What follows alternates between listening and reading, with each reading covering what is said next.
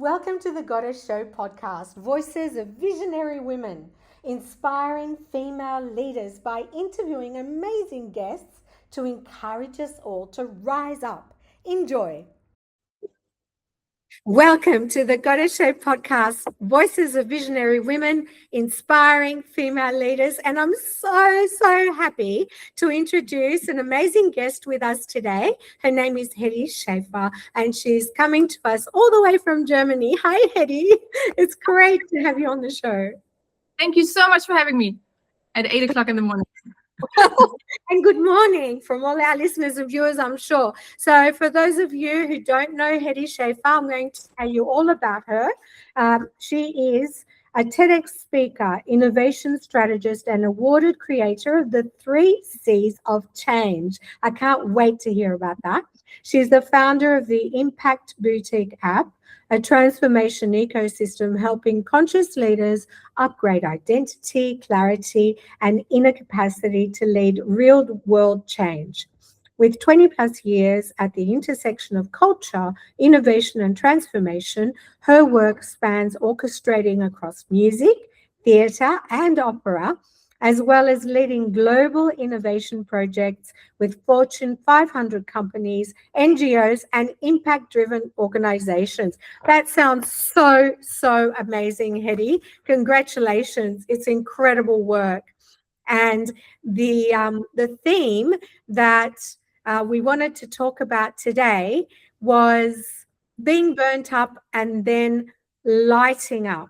And I think we could have a little conversation about that before we launch into some questions about exactly what you do, etc.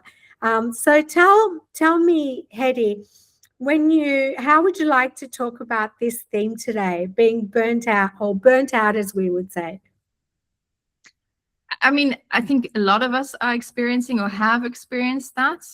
But then what the question is, like, how do we get on track, or how do we trust ourselves again and get from outside expectations and, all the reasons why we've burned out into our own capacity and rebuild our own selves, to rebuild our own lives that actually match the new version. Yeah. Is that okay? Yeah, of course. I have my own story about burnout, which I will happily share with our listeners and viewers. Have you had a personal experience with that, and how did you experience it? Oh, yeah. So a couple of times. Actually, there were 2 turning points in my life. The first one was when I was in my 20s, and I was working in this cultural field. I was absorbing everything. I am very hungry, so I overrid a lot of signals back then already. And then with 24, 25, I was at total limit. I couldn't hear anymore. And so I thought, okay, well, what do? I don't feel joy anymore doing what I do. I think I have learned everything that I could possibly learn and absorb in these fields. And I need a break. But I don't know what's next. So back then, the solution was, I was thinking, okay, when was I really, truly happy the last time? And that was when I went overseas when I was 16 to South Africa. And so it's like figuring out, okay, what's the fastest solution to get me out of here? Okay, I have to, get overseas. So I went to South Korea for 14 months. That's the end of this story. I then created myself afterwards or within that, but not really looking at my shadow parts that got me there. And so the second time it crashed really, really hard. And that was when I became a mom. And this entire, innovation career, everything that defined me, being a consultant, flying wherever, that identity was gone. And I was a new mom, and every new mom knows you have no clue what you're doing either in that field. Or what you're in for. Yeah, and what you're in for, exactly. So that was a very, very, very scary time. And I then also had, she activated me. So my daughter was my catalyst to a spiritual awakening, which I didn't know at the time. But, Okay, you know, I'm going to stop there because I'm really interested. How did she activate you? I think we can get activated in a lot of ways. Death, loss, but we can also be activated through another person with a completely different frequency. Wow. And when I was pregnant with her, I already felt, holy moly, this is something so different. I was a very, very happy pregnant lady. Very happy. I was extremely in for it. I was, 8.5 months. I could do workshops. The last workshop was in London. I cannot forget. 8.5 months pregnant. And I had all of this energy. I mean, I was always energetic, but this energy came from a different place. Okay, so you felt it early on. Yeah, I did. But I didn't know what to do with it. And also then the problem was letting her into this world. I mean, my birth was 24 hours because I couldn't, in hindsight, I know, right? Back in the days, I didn't know. That's a great thing. Yeah, exactly. I couldn't release her into this world. I was so scared that she would get hurt. So, all of these processes I know now, or thoughts I know now. And then she just showed me a version of myself I was supposed to become. And that triggered everything else. That's amazing. She was so calm and she was so happy. And I was so not calm and I was really, really hating myself. And so that was like the biggest trigger and teacher, and yeah, everything wrapped in one. And I owe her everything. I owe her my life. That's amazing. That's such an amazing story. Thank you so much for sharing that. So I take it that's how you literally lit up from burnout to light up. Yes, I mean, as you probably, there is a stage in between the messy parts, right? Yeah. Where you're rewiring yourself and where you're looking at all of these shadows. And I was on a hunt to find literally the most effective tools to light me up. Because I mean, when the shadows are lit up, they're all in front of you, like all of them, right? And then taking them one by one is it was a long journey until I was really truly lit up and being myself. I think that's the rising to be truly you, to knowing who you are, because this is what I could not.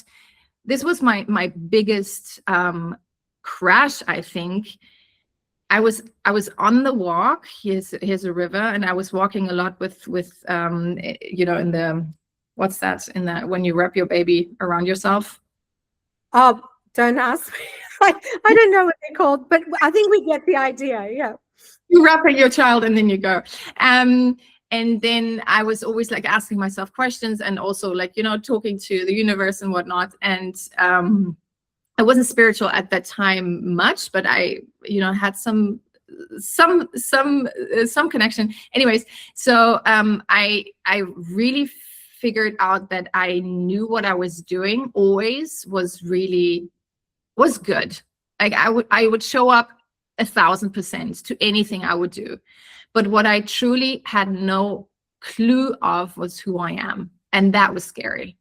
I didn't know. I was teaching people about purpose. I was teaching people about innovation.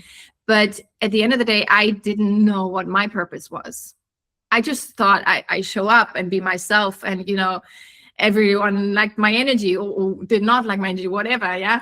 But to not know what are my true values, is my true purpose and my true mission, that was really, really, really scary. And so that was the first step into rising. Do you actually think that not knowing what your own purpose was and, not knowing who you were contributed to, would you call it a kind of denial of self, because you were there for everyone else, but you weren't actually taking notice of your own self. And I can totally relate to that. And for our listeners and viewers, I'd I'd love to share my own story, because I'm afraid mine went further. I didn't heed the messages at all. You know, I was an overachiever. So basically what happened was I started out being an actor, became a TV presenter, author, filmmaker, speaker, whatever. And I was going at a million miles an hour. And what I didn't realize at the time was that I was being driven. I was in a permanent state of heightened anxiety. And that was my drive.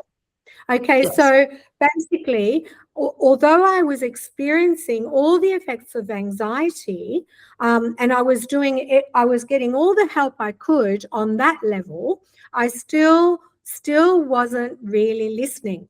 And then what happened was, this is kind of a long story, so I'll cut it short. What happened was, all of a sudden, because I had when I was making short films, I actually saw them. I had visions of them, and then I'd go along and make these short films. And then all of a sudden, I mean, imagine being a self-obsessed acting, right? Actors don't usually think about, you know, all they think about is their career. What's the next job, you know? All of a sudden, I had a vision that was about ending poverty and suffering in the world. It was a global vision. And I thought, okay, this is strange. Why would I have this vision? And then what happened was, ideas started running through my head, kind of like a radio program, but they started running overnight while I was trying to sleep. So I started, you know, I thought, okay, well, these sound like good ideas. So I started writing them down. Before I knew it, I had a whole group of volunteers. So I was doing the equivalent of 2 full-time jobs between my acting and then other jobs to fill in. And then I had the volunteer group. And then we found out that it was synonymous with the United Nations Millennium Project, which 189 countries had signed up to end poverty and suffering. And that was focused on Africa. My vision was actually focused on Africa. So I did what you told me you did before. I got in touch with the head of the project and Dr. Jeffrey Sachs, and he's a world's foremost economist, and it went from there. So on top of like receiving all these ideas that didn't stop, I was online to the United Nations at night because they're in New York. So in actual fact, I was doing the equivalent of 2 full-time jobs, and I didn't sleep for a year, not properly. And I collapsed. So I remember the first thing that happened, which was really frightening, was my memory was gone. Like I would walk out of my house and not know which way to go, or get into my car and go, you know, to work where I'd gone for years and not remember the way, you know, and it was really frightening. It was the most frightening thing of my life. And then the next thing that happened was my whole system shut down and I collapsed. I literally had to be carried to doctors. They didn't know what was wrong with me. I was sick for months. And then I felt better. And I went hell for leather again. I went right back to it, just like you did. And I collapsed again. And then they finally diagnosed me with chronic fatigue syndrome. And I was out. I lost everything. I was out. And all I could think about was my global humanitarian project. I was obsessed. And my sister was saying to me, Tula, you cannot look after the whole world when you are not well yourself. And I did exactly the same thing. Yeah. I worked and worked and worked despite myself because I was on a mission, and it was my purpose, and I was on a mission. So I completely relate to that. But I think it was a gift from the universe because, and although I have to say I fall down every now and again, I still overdo a little bit. I have learned to monitor and work with my own energy and look after myself, which I advise every viewer and listener to do, because apparently chronic fatigue syndrome actually happens to A-type personalities like athletes, people like that. And the great thing is that I've now started working for myself, which I really advocate in your own space, in your own time, because working for other people's time on other people's time is really quite stressful. So that's my story. But enough about me. I want to hear more about you, Hedi. So I can totally relate to that. And I think there are a lot of ways in which you can nowadays also communicate all of these symptoms. Like I work a lot with, because I've or also had it, still working with it, CPTSD. So complex post-traumatic stress is just another label. Just another label to saying, you know, there's a lot of trauma that you haven't looked at maybe properly. Your brain is working on override all the time. You're overriding your signals to rest and feminine energy receive, because we have not learned that at all. The former generations are in a completely, have been or had to be in a completely different state. And the nurturing we have to do. And it starts with ourselves. I mean, we are the first generation, I strongly believe, who can turn this around. I really believe that too, you know, and I can relate to the trauma as well. You know, the anxiety came from, I completely relate to that too. And until we look at it, and we you know, get the help that we need, how can we possibly hope to operate properly without destroying ourselves?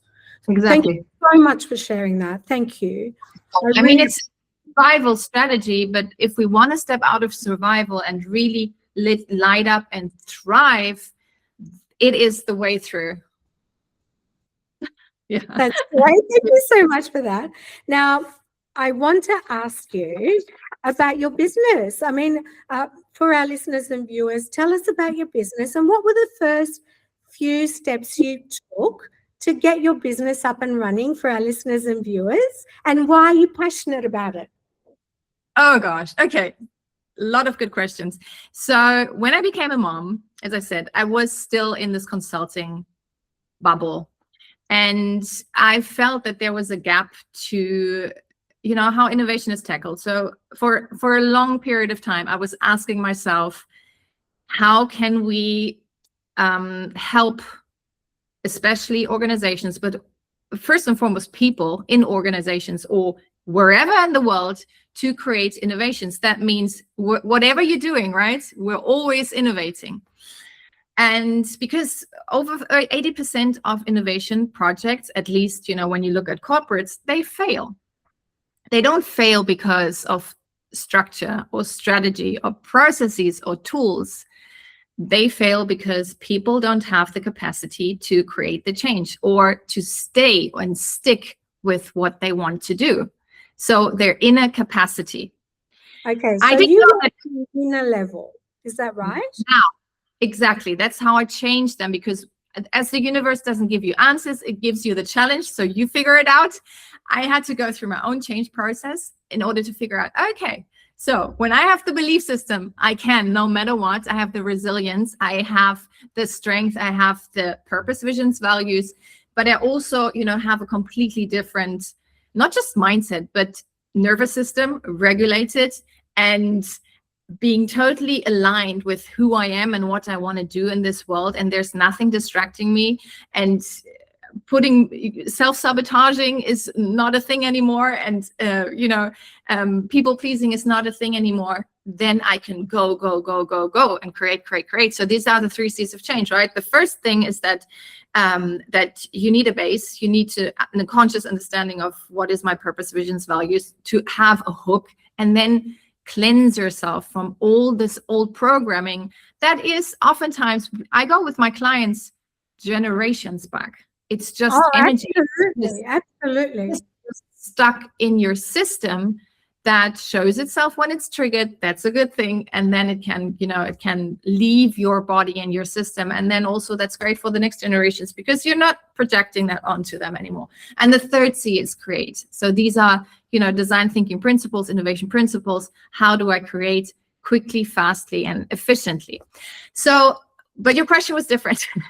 But this is what. Before we go on, I just want to mention, you talk about self-sabotage, you talk about those things, and I find, or do you find, that it all comes down to self-worth? Yeah, totally. It all comes down to self-worth. So that's fantastic. So tell me, what were the first few steps you took to get this amazing 3 C's out into the market? I prototyped. So this is my TED Talk is called Prototype Your Life. I strongly believe in prototyping to get an MVP, so the minimal viable product, whatever it is that you have the idea, and get it in the market to test it. So the first thing I was doing the story goes very simple. My daughter was, I think she was 1.5, and we were at a family gathering. There were huge, a lot of members and friends and families, blah, blah. And they were looking at me like, you seem different. Like, you seem more powerful. I was just bubbling. I was, talking about all these tools I've done, like all these meditations. I never had sleep problems with my daughter. They were curious why that happened. I was going into the online field, not working as I was told to, but I was creating my own destiny. So the moms were like, what are you doing? I want that. Do that. It's on a Saturday. On the Monday, I was having my first Slack online course for innovation moms. I just gathered them. I had no clue what I was doing. I was kind of structuring it into modules, because that was a bit of my what is it?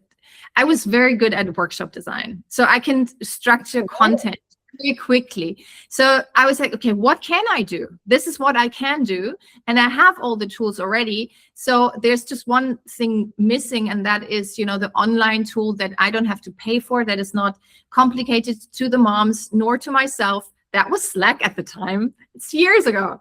And so I just went with it, and I had so much feedback every single week that I then created my mastermind out of that. And so I just went with, buckets and nuggets. And then I felt this framework needs to be named. It was then named 9 Keys of Transformation, which was completely too complex. I went then into organizations. I just went with feedback, right? I went into organizations. I was like, okay, 9 Keys of Transformations. And they were already like on key 5. They were like, oh, how far is that gonna go? How long is that gonna go? Okay. Yeah, it has to be shorter. It has to be better communicative, also for their case, right? If you want to communicate something, it's not just for you, but to people in organizations, especially. Now, today, I work for one-on-one leaders mostly, but back in the days with more organizations, they have a communication problem always. So it has to be snappy. It has to be on point. And for me, it was very good talking about it in podcasts, because as now, you're challenged to get your thoughts together and get your and they're always, we always challenge each other and give each other, better insights and better ideas. So I did that early on, although I was frightened. I also did, that was even before COVID, I started my own YouTube channel to get rid of my fear of visibility, because that is something I see in all. Huge fear, isn't it? Huge fear, especially if you're coming from complex PTSD. I had a migraine attack. I've never had migraines my entire life. I had a migraine attack, right before I said submit on YouTube with my first video. Wow. And I knew I have to override my ego and have to be smarter. So this is what I'm telling my clients all the time. You have to be smarter than your system. You have to be smarter than your brain and your program. Mm-hmm. And I literally set myself down. I was like, look, okay, this is your ego talking. I named it. I don't know what the name. You had a good talk to yourself. Yes, absolutely. And give it a name. Give that person that is inside of you, that part that is inside of you, give it a name and say, look, okay, you can be super anxious and don't want to do it, but I'm not going to listen to you until Monday, 6 o'clock. Then we can talk. But I knew I had to, you know, I was submitting the video Sunday night. So I was, you know, You were programming it in. yeah, and I did it. And then that's the thing. If you do it once, you can do it another time. Again. It's going to be scary. And all the triggers that come up, you can work with them again. You can release them again. So that's beautiful. All the triggers are so valuable because they are parts of you that want to. Because when you're triggered, it's a call from your inner child that it's a part of you that hasn't been healed yet.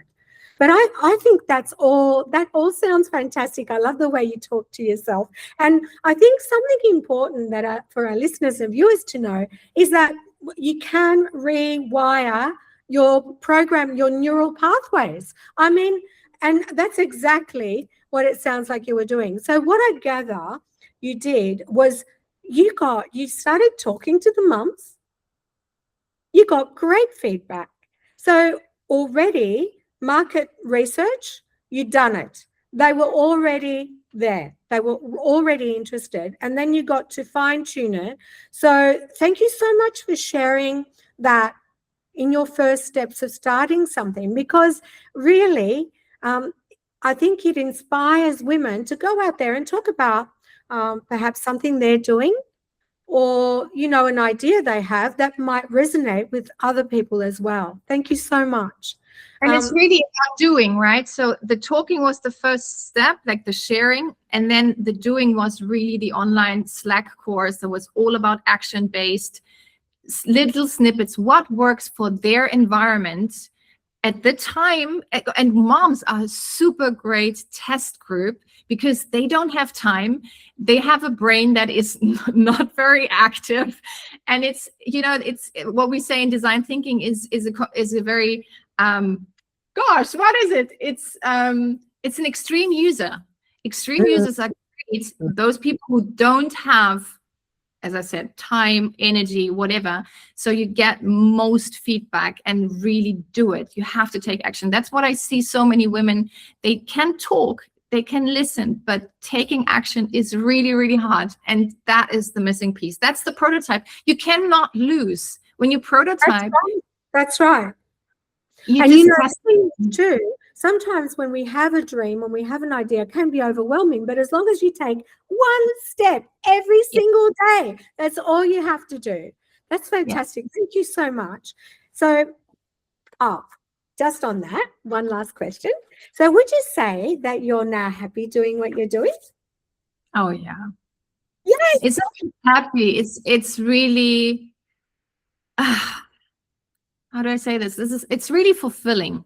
Yes. Because you see the change, right? Before I was also I would say I was happy in the last chapter of my life doing innovation work and seeing also things happen. But the way people transform, and you said that with basically that's my main focus, rewiring the subconscious, in order for you to tackle anything in life and to create this beautiful, fulfilled dream life that not a lot of us, you know, have been brought up in. And no, that's the thing, our conditioning, isn't it? Yes, and creating a completely different reality, not just for ourselves, but for our children and for the children to come. I think that is the main joy for me, because I see these women win and I want to see, you know. That is such great news. Thank you so much for doing what you do. So tell me, I'd love to know, what would you say have been your biggest challenges so far? Have you overcome them? And if so, how did you do it? So I think what I said already, these challenges with becoming a mom, these huge identity crisis, burnout, depression, whatever you label it, that was my greatest challenging chapter of my life. Okay. What about But your challenges in business? Like challenge business challenges? yeah, I don't see challenges there ever. I know, and it's a bit of a default thing, I think. Um, but just building on that, what the challenges that come with when you are rewiring and reprogramming yourself, your business, I think, is just then an extension of yourself. But you also what is super, super hard is letting go of people that are not in alignment. Sorry? Okay. I Yeah. was going to say please elaborate, but you are about to. Yes, it's like holding on to, out of fear, people, places, things, also, especially also in business, right? Habits that don't serve you, that don't get you anywhere, but just make you feel comfortable. And so you can never really up level. I mean, you're already up level, but then your environment has to catch up as well, and it does that automatically sometimes. But you also have to take the steps, right? And you have to boundaries and saying no. And people, it is often a reflection of your old self. People that Absolutely. The world is a mirror, isn't it? yes, and Well, I think especially people.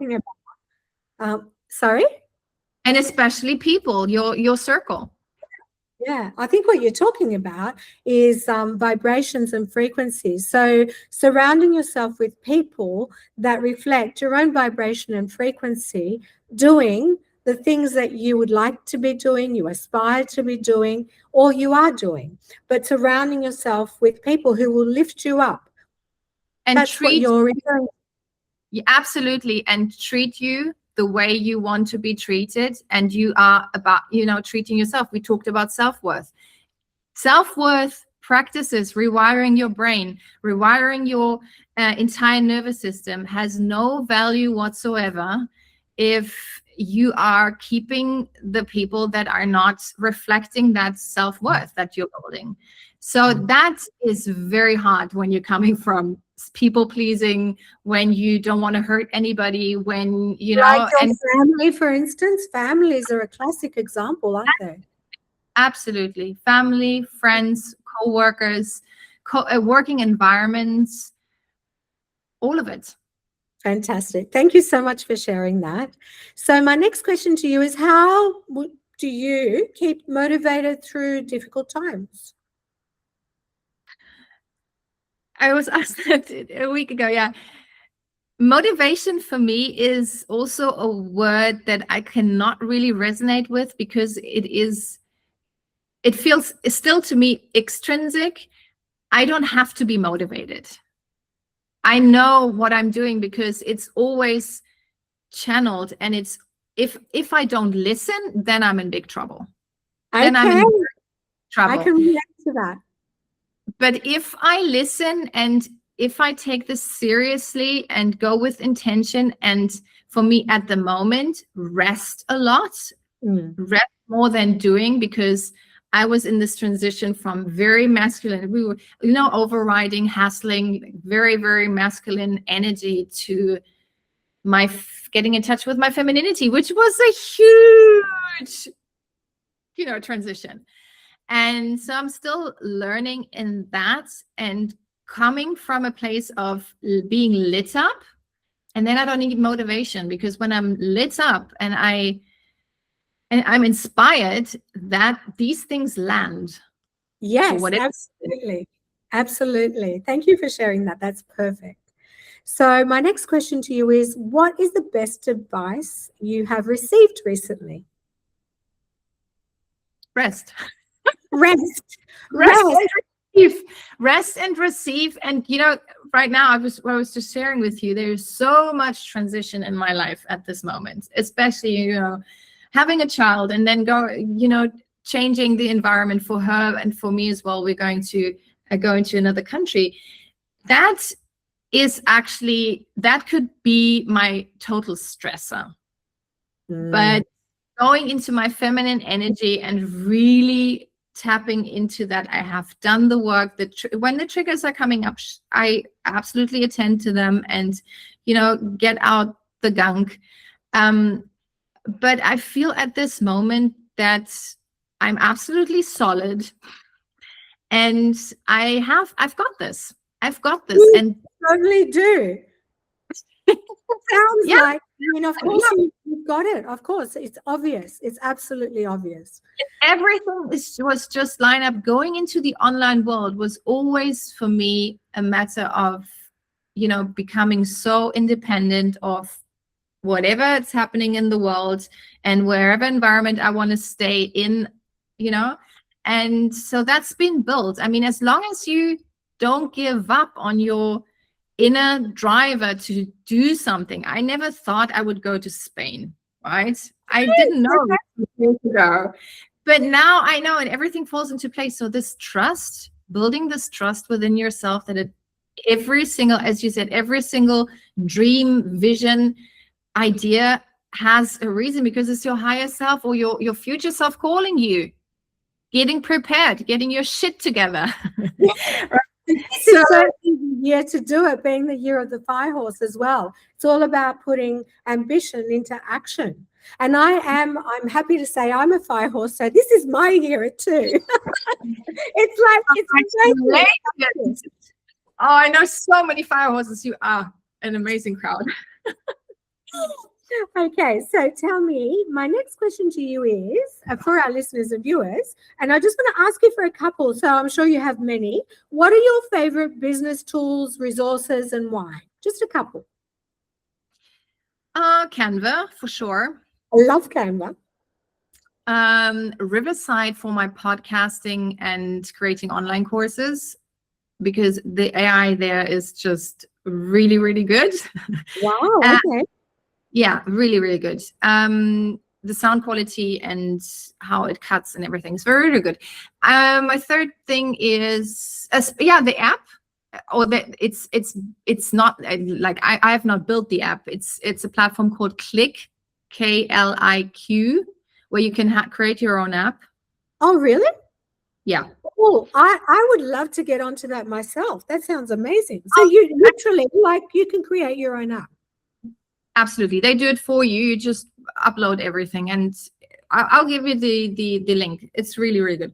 Then the third one is, and I've tried a lot, you can have memberships and whatnot, but there you can also, have your Zoom calls or whatever.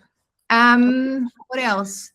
So I'm not using Zoom anymore ever since. That's it, I think. These are the things you made. You mentioned a podcast, so tell us about your podcast. The podcast was called Changelicious. Oh no, there one more thing, Wix. So Wix website. Apparently you can't see the menu, which is bad. I mean, you said so. I'm so sorry about that. But it's a really good system to create your own website, because that is also a learning that I've had early on, that I've had a website designer, but since everything in business is changing so fast, and I was focusing on the innovation moms, but then I was, focusing on leaders and high performers, everything changes so fast, and you can't have somebody who is, burdened with all the details when you can do it yourself overnight, right? You have to be and then you have a podcast, and and then it just takes forever if you have somebody who has to do it yourself. Learn how to do your podcast. Tell us about your podcast. Yeah, Changelicious podcast. It interviews change makers and also gives you the tools and the stories to go through this messy process of change. So from mess to success, because it is absolutely a messy process, and we have to normalize it. It's so funny, because I did a special edition podcast last week about change, and how people we are so afraid of change, but in actual fact, things change all the time, don't they? And if we flow with it, we have a much better time with it. And also the thing about going online, I don't think people really, it just gives you so much freedom, doesn't it? I mean, I took my business online, and it was a massive learning curve for me. People say, I started my first company at the age of 52. I mean, I knew nothing. I came from the entertainment industry, So going online, that was the next step. So that was a massive learning curve. But honestly, living a laptop lifestyle, you can actually work anywhere in the world, anytime. It just gives you so much freedom working online, not to mention low overhead as well. Working in your own time, your own space, your own pace is just fantastic. So I just wanted to point that out to everyone because it rocks. It's so good. Okay, so my next question to you is, what are your current goals and how are you striving to achieve them? I think you've kind of mentioned a couple, but my current goal is being at the place of inspiration. That is one missing piece. It has been for the last years, and creating from there. Creating the retreats, creating the get-togethers. So now I love online, as you said, it just gives you so much freedom. But the personal connection, when I meet with my clients for the first time that I have been with, for years, it is so different and so special. Yeah. And it creates such a bond, especially when you've been working for so long together. So having dinner parties and while rewiring your subconscious and getting all the gunk out, that is for me total bliss. And looking at the ocean and being just sun-kissed all day long. So beautiful. So you cannot dispute the magic of face-to-face. I mean, there's no doubt about that. That sounds absolutely perfect. In fact, I'm doing the same thing over here. I'm starting again, which is great. We've got an event coming up with a dinner as well, which is really fantastic. So tell me, are you currently running any promos, contests, giveaways for our listeners and viewers? Everything. So the app, the Impact Boutique app, is the ecosystem. So what I've learned is that there are so many people on this planet who are in different stages of their transformation, and not everything works for everybody, right? Yeah. We go by inspiration and we go by, okay, this is what I need. Our intuition says, okay, this is what I need. This is what I need. There's no such thing as, staying with the therapist for 20 years anymore. So this is the ecosystem that I wish I would have had back then when I went through this messy stage. Wow. Free challenges, free workshops, ebooks, things that you can work with, get to work with straight away, meditations that rewire. So the Impact Boutique app is the place to go. It's called Impact Boutique app. Yes. Awesome. Okay, now just a couple more questions. What advice would you give to other aspiring female entrepreneurs? Do it, please do it. Whatever's in your head, don't hold back anymore. We need you right now, especially in this time of transformation, more than ever before, in your unique way of doing things, the way that you have overcome things that you share. And it is a very crucial time where I think everyone needs to get the spark out. And I agree. We are holding back way too much. We try to be way too agreeable with everyone and everybody. And we are depleted in many, many ways and depressed because of that. I often work with women who say they're depressed or got labeled depressed, but truly they're just living their masked life. And they're depressed because of that. And getting off that, ripping off that mask and just going for it. Yes. Absolutely going for it. That's great advice. Thank you so much. So tell me, how can we connect with you? Best is LinkedIn and Instagram. Hedi Schaefer. Instagram. So that's under your name, Hedi Schaefer? Hedi Schaefer. The Impact Boutique app is also a great place to do that. And my website, hedischaefer.com. Fantastic. Thank you so much.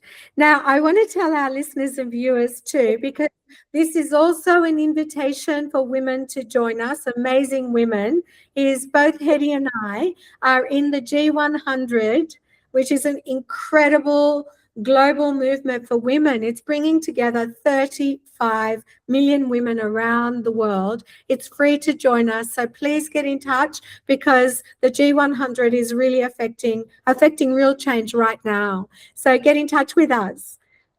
It's great to connect with you, Hedi, and I wish you amazing success. You'll have to keep me posted on your beautiful Spain adventure. Yes, I bet you're coming, right? Yeah, I will. Awesome. Thank you again. Bye, Hedi. Bye. Thank you. Thank you for tuning in to the Gotta Show podcast. We hope you've enjoyed it. And if you did, feel free to like, subscribe, share, and we look forward to seeing you next time.